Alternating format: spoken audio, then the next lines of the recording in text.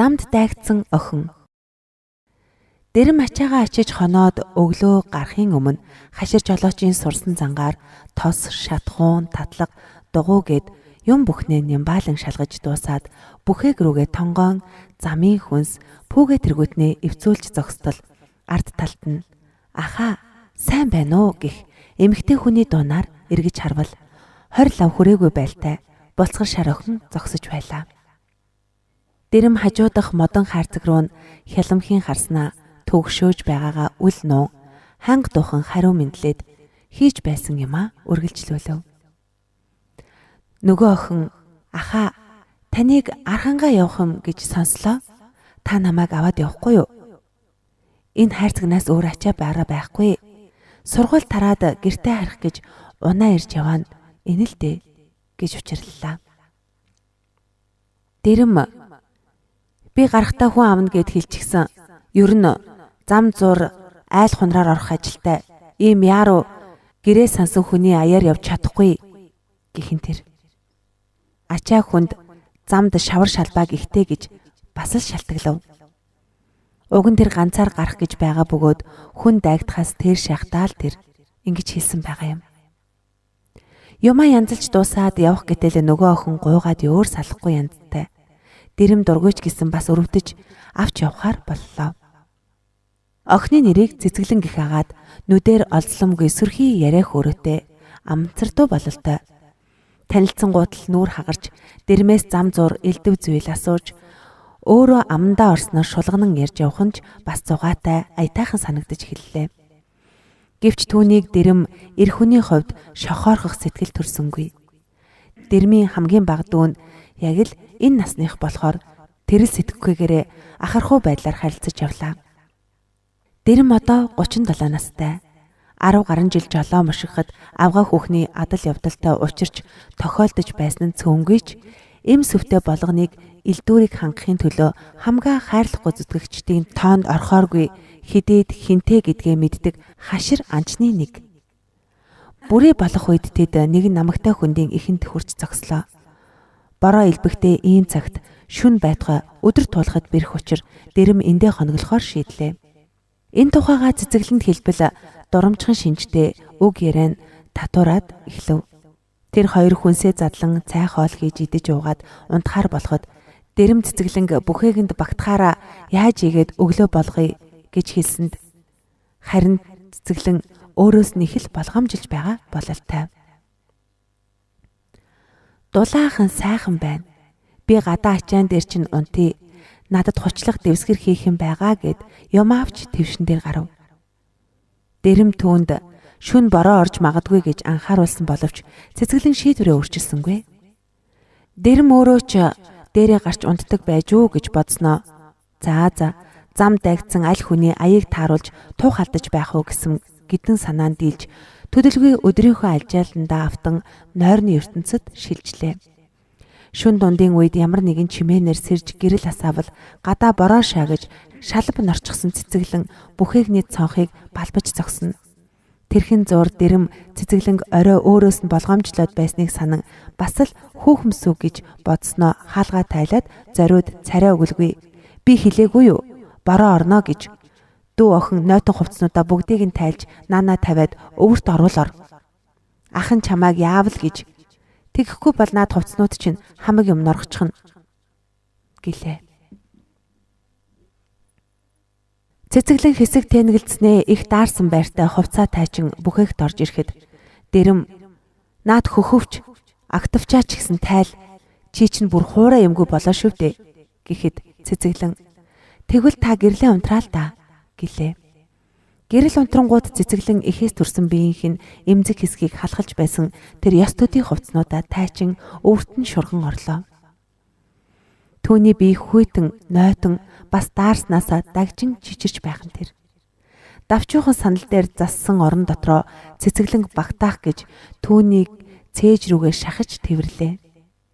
Цэцэглэнч түүнд наалдан хөвтөөд түүний үс хидэнэ нойтонч эмхтэй хүний тэр гэмээргүй өвөрмөц сайхан үнэр ханхалж дэрмийн цээжийг томхор хоёр хөхн гижигдэн хүрэлцэхүй өдрийн туш өдөөгдөөгүй өнөөх айхтар сэрэл тачаал үүсэж бүх биеийг нь эзэмдэн баргийн бүсгийг ямар том сайхан юм бэ гэж уулга алдуулдаг эмзэг эрхтэн нь өндөөж гүрэлзэн чинэрч гарлаа. Дэрэм хизээний хүнжилтөө ямар ч хувцасгүй унтах дуртай. Энэ удаач тэр заншлаасаа гажаагүй байв. Залуу бүсгийн зөөлөн боловрай чирэг бие цогцост өдөөгдсөн дэрмийн туйлдаа хурч цэцгэлэнгийн хөхийг цээжиндээ улам шахаж гараа доошлуулан махлах тонтхор хонгыг нь илэн нөгөөтх рүүгээ дөхүүллээ. Цэцгэлэн дэрэм аха та яаж байгаа юм бэ? Яах юм бэ? Болохгүй шүү дээ гэсэн боловч амьсгаан түргсэж бие түүнд улам наалдуулан гантатал болсон эргэтэн рүү дэрмийн гарыг аясаар бөксөө шахаж гойныхаа завсар хавчулсан байлаа. Дэрэм өдий хүртэл өөрөөсөө нас залуу хүүхнүүдтэй ингэр зөрүүлж, инхрээлэлцэж, янаглалцаж явсан ч гэсэн одоогийн шиг олон дүү өндөөж ургаж байгаа нялх хинц цэцэг шиг эмзэгхэн болбраа биеийг тэрвэрж эдэлж үзнэ гэж зүүдэлжиж байсангүй. Дэрэм цэцгэлэнгийн өхөөр дөмхөөрхөн тонтхор зөөлөн хонгыг нь ажилд эвэрсэн том алгаараа илэн тэр аяар нь атхан өөрийнхөө омогт хатуу догшин сахиус руу улам нааж байсан боловч бүсгийн салтаан дах шидэт сөрөө оруулахыг яарахгүй зөвхөн гойныхын завсар эргэтнийх нь тачирустэй зөөлөн амсар оруулыг нь шүргүүлэн хөдөлгөж байлаа. Цэцгэлэн ч салтаа гоёыг нь ной торгуулан нэлцгнуулж гүрсхийн тэмччих дэрмийн төрөмгийн эргэтэн рүү өөрийн ирэхгүй дөхүүлж байв.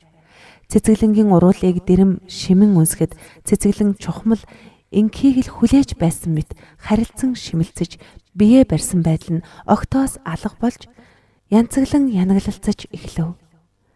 Дэрэм чих хүзүүг нь үнсэж улмаар мемнийхэн жижигхэн товчийг хилээрээ оролдон хөдөлгөж мемийг нь үнсэж хөхөж байхад цэцгэлэн дур нь улам хурч байгаа бололтой нуруу нь хотолцсон хөлөө байдгаараа алцаан нөгөөх шүлсэн савирсан галз хөргтөн атгаж авлаа. Ямар гой зөөлхөн инхрий гарвэ гэж дэрэм бодон түүний гарын аясаар эргэтнээ явуулсан хэдий ч хараахан оруулсангүй.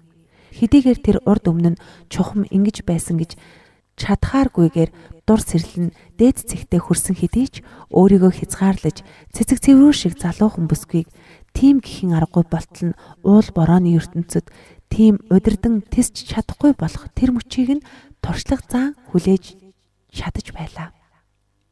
Энэ бол насны амьдралын туршлага хинээрч заалгаагүй түүний зөвхөн өөрийнх нь эрдэм билээ.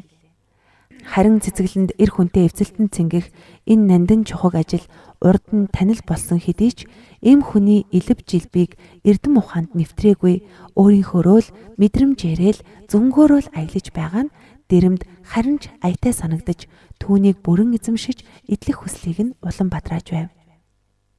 Дэрэм цэцгэлэнгийн биеийг үнсэн доошлсоор ялалтын хаалганы үүдэнд хүрснээ эргэж уруулыг нь озон яргалахад түүний хүсэн хүлээсэн мөчирж цэцгэлэн эргэтэнг нь атхан өнөөх рүүгээ чихэнгээ хийгээрээ түлхээч ямар гоё юм бэ хэмээн гиншин янзглаж салтаага байдгаар нь дэлгэн умдаг руу нь шахаж байв.